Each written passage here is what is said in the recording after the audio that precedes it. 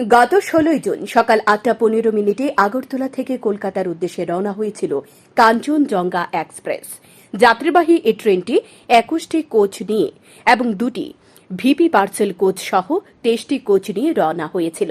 কিন্তু ট্রেনটি সোমবার সকাল ৯:৩০ নাগাদ উত্তরবঙ্গে দুর্ঘটনায় পড়ে।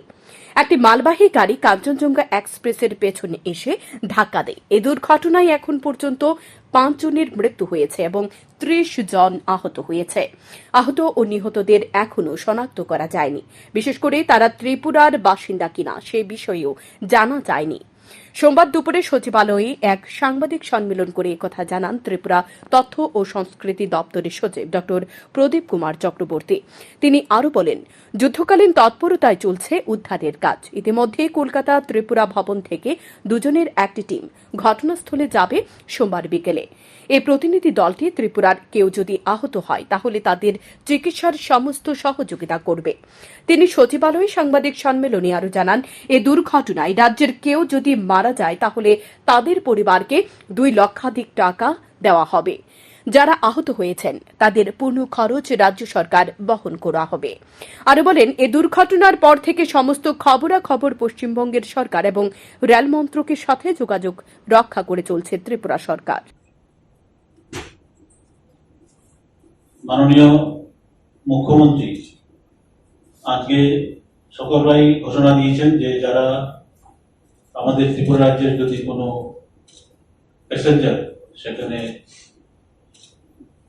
এই দুর্ঘটনায় মারা গিয়ে থাকেন তাহলে পরে তার পরিবারকে ২ লক্ষ টাকা পর্যন্ত ফিনান্সিয়াল অ্যাসিস্ট্যান্স দেওয়া হবে। ইনজুর্ড প্যাসেঞ্জার আছে, যদি সেখানে ইনজুর কোনো প্যাসেঞ্জার থাকে তাদের চিকিৎসার বাবদ পূর্ণ খরচ রাজ্য সরকার বহন করবে। এখন পর্যন্ত এটা খবর পাওয়া গেছে ৫ জন লোক মারা গেছে এবং ৩০ জন আহত হয়েছে। ত্রিপুরা থেকে কেউ মারা গেছে বা আহত হয়েছে এখন পর্যন্ত আমাদের কাছে এরকম কোনো খবর আসেনি। রাজ্য সরকার এখন পর্যন্ত বিভিন্ন অ্যাঙ্গেলে মনিটরিং করে চলছে।